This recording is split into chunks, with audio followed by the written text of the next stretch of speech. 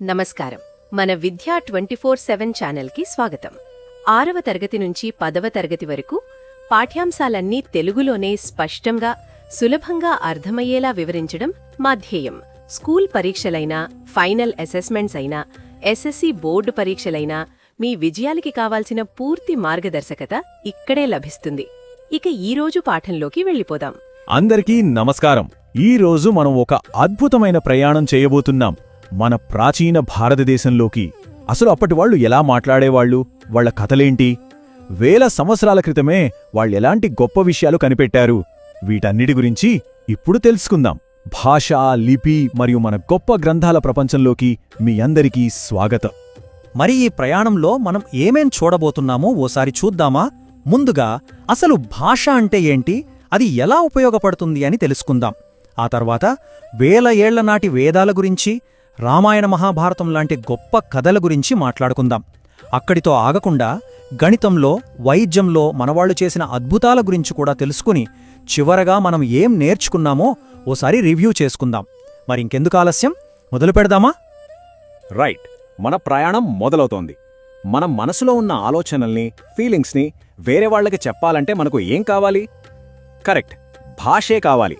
ముందు దాని గురించే తెలుసుకుందాం. భాష అంటే ఏంటి?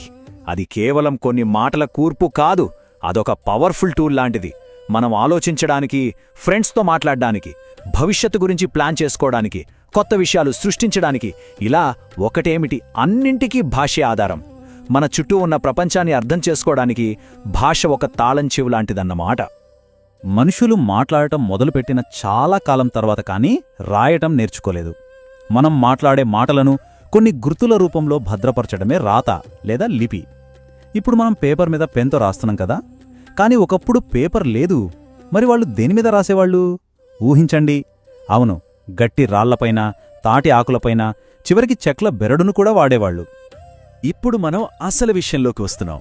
ప్రాచీన భారతదేశంలో రాసిన కొన్ని గొప్ప గొప్ప పుస్తకాల గురించి తెలుసుకుందాం. ఇవి కేవలం పుస్తకాలు మాత్రమే కాదు, మన సంస్కృతికి, చరిత్రకి అద్దం పడతాయి. మన దగ్గర ఉన్న పుస్తకాలలో అత్యంత పురాతనమైనవి వేదాలు. ఇవి దాదాపు 3500 సంవత్సరాల క్రితం నాటివి. ఇక్కడొక ఆశ్చర్యకరమైన విషయమేంటంటే, మొదట్లో వీటిని రాయలేదు. అవును, వందల సంవత్సరాల పాటు ఋషులు వాటిని కంఠస్థం చేసి గురుశిష్య పరంపరగా నోటి మాటతోనే ఒక తరం నుంచి ఇంకో తరానికి అందించారు. వాళ్ళ జ్ఞాపకశక్తి ఎంత గొప్పదో కదా. ఈ వేదాలలో అన్నిటికన్నా పాతది ఋగ్వేదం. వేదాల తర్వాత మనకు 2 అతిపెద్ద ఇతిహాసాలున్నాయి. చాలామందికి ఇవి తెలిసే ఉంటాయి. ఒకటి వాల్మీకి మహర్షి రాసిన రామాయణం, రాముడు, సీత, రావణుడి కథ. ఇది మంచి చెడుల గురించి, ధర్మం గురించి మనకు నేర్పుతుంది. రెండవది వ్యాసమహర్షి రాసిన మహాభారతం. ఇది పాండవులకి, కౌరవులకి మధ్య జరిగిన పెద్ద యుద్ధం కథ. మనమిప్పుడు వినే భగవద్గీత కూడా ఈ మహాభారతంలోని ఒక భాగమే. రామాయణం, మహాభారతం లాంటి పెద్ద పెద్ద కథలే కాదు, చిన్న చిన్న కథలు, పద్యాలు కూడా ఆ రోజుల్లో చాలా రాశారు. పెద్ద పెద్ద నీతి సూత్రాలను కూడా సులభంగా అర్థమయ్యేలా చెప్పడానికి ఈ కథలు బాగా ఉపయోగపడేవి. వాటిలో కొన్నింటిని ఇప్పుడు చూద్దాం. జాతక కథలు. ఇవి చాలా ఆసక్తిగా ఉంటూనే మంచి నీతిని నేర్పుతాయి. ఇవి గౌతమ బుద్ధుని పూర్వజన్మల గురించిన కథలన్మాట. కొన్నిసార్లు ఆయన మనిషిగా, మరికొన్నిసార్లు జంతువుగా పుట్టి ప్రతి జన్మలో ఒక మంచి గుణాన్ని ఎలా నేర్చుకున్నారో ఈ కథలు వివరిస్తాయి. ఈ కథలను కేవలం పుస్తకాలకే పరిమితం చేయలేదు, వాటికి జీవం పోశారు. సాంచి స్తూపం లాంటి చోట్ల, అక్కడ గోడలపైన, ద్వారాలపైన ఈ కథలన్నింటినీ శిల్పాలుగా చెక్కారు. దీనివల్ల చదవడం రాని వాళ్లు కూడా ఆ బొమ్మలను చూసి కథ ఏంటో, దానిలోని నీతి ఏంటో సులభంగా తెలుసుకునే వీలుండేది. ఎంత గొప్ప ఆలోచన కదూ! ఇప్పుడు మనం కొంచెం దక్షిణ భారతదేశం వైపు వెళ్దాం. ఇక్కడ ప్రాచీన తమిళ భాషలో సంగం సాహిత్యం అని ఒక గొప్ప పద్య సంకలనముంది.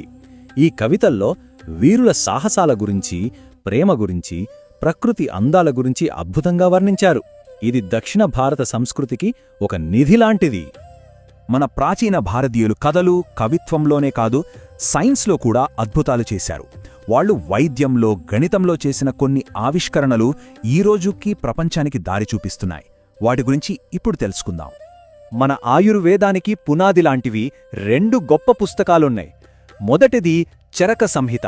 మనం ఆరోగ్యంగా ఎలా జీవించాలో ఇది చెప్తుంది. రెండవది సుశ్రుత సంహిత. ఇది సర్జరీ గురించి వివరిస్తుంది. అవును, మీరు విన్నది కరెక్టే. వేల సంవత్సరాల క్రితమే క్లిష్టమైన ఆపరేషన్లను ఎలా చెయ్యాలో ఇందులో వివరంగా రాసిపెట్టారు. ఇక మ్యాథమెటిక్స్ విషయానికొస్తే ప్రాచీన భారతీయులు ప్రపంచ చరిత్రనే మార్చేశారు. ఆర్యఘట్ట అనే గొప్ప ఖగోళ శాస్త్రవేత్త భూమి తన చుట్టూ తాను తిరగడం వల్లే పగలు రాత్రి ఏర్పడతాయని ఎప్పుడో చెప్పారు.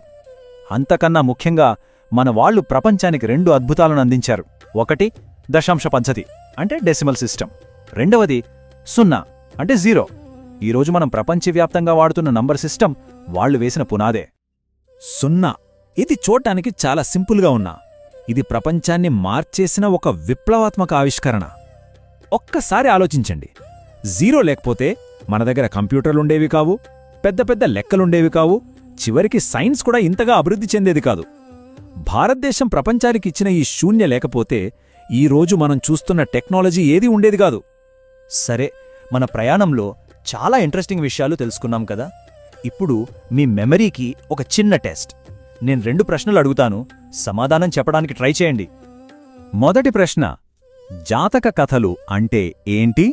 వాటి చిత్రాలను మనం ఎక్కడ చూడవచ్చు? కాస్త గుర్తు తెచ్చుకోండి. ఇక రెండవ ప్రశ్న, గణిత శాస్త్రానికి ప్రాచీన భారతదేశం అందించిన 2 ముఖ్యమైన ఆవిష్కరణాలు ఏమిటి? ఇది చాలా ఈజీనే, ప్రయత్నించండి. చాలా బాగా ప్రయత్నించారు. మన ప్రయాణం చివరికి వచ్చేసింది. వెళ్లే ముందు మనం నేర్చుకున్న ముఖ్యమైన విషయాలను ఒక్కసారి క్విక్గా గుర్తు చేసుకుందాం. ఈ పాఠంలో మనం నేర్చుకున్న ముఖ్యమైన విషయాలేంటంటే, భాష మరియు లిపి మన సంస్కృతికి పునాదులు. వేదాలు, ఇతిహాసాలు, సంగం సాహిత్యంతో మన దేశానికి గొప్ప సాహిత్య చరిత్ర ఉంది. జాతక కథలు బుద్ధుని పూర్వజన్మల ద్వారా మంచి విషయాలు నేర్పుతాయి. ఇంకా ప్రాచీన భారతదేశం వైద్యంలో ఆయుర్వేదాన్ని, గణితంలో దశాంశ పద్ధతిని మరియు 0ను కనుగొని ప్రపంచ గతిని మార్చేసింది. ఈ ప్రయాణం మీకు నచ్చిందని ఆశిస్తున్నాను. గుర్తుంచుకోండి, మన చరిత్రలో ఇలాంటి ఆసక్తికరమైన విషయాలు ఎన్నో ఉన్నాయి. ఎందుకంటే మనం నేర్చుకోవడాన్ని సులభం చేద్దాం. ఈరోజు చూసిన పాఠం మీకు ఉపయోగపడిందని హృదయపూర్వకంగా ఆశిస్తున్నాను. ఇలాంటి మరిన్ని స్పష్టమైన, సహాయకరమైన, మార్కులు పెంచే పాఠాలు పొందాలంటే మన విద్యా 24/7 ఛానల్ను తప్పకుండా సబ్స్క్రైబ్ చేయండి. ఈ వీడియో నచ్చితే లైక్ చేయండి, మీ ఫ్రెండ్స్కి షేర్ చేయండి. మీ సందేహాలు, సూచనలు, తదుపరి నేర్చుకోవాలనుకున్న విషయాలు కింద కామెంట్స్లో రాయండి. మీ స్పందన మాకెంతో ముఖ్యం. మీ ఒక్క లైక్, ఒక్క షేర్, ఒక్క కామెంట్ కూడా ఈ చదువు వెలుగును మరింత మంది విద్యార్థులకు చేరుస్తుంది. మాతో ఉండండి. మీ నేర్చుకునే ప్రయాణాన్ని ప్రతిరోజు మరింత బలంగా, మరింత స్పష్టంగా, మరింత ప్రభావవంతంగా మార్చుకుందాం. ధన్యవాదాలు.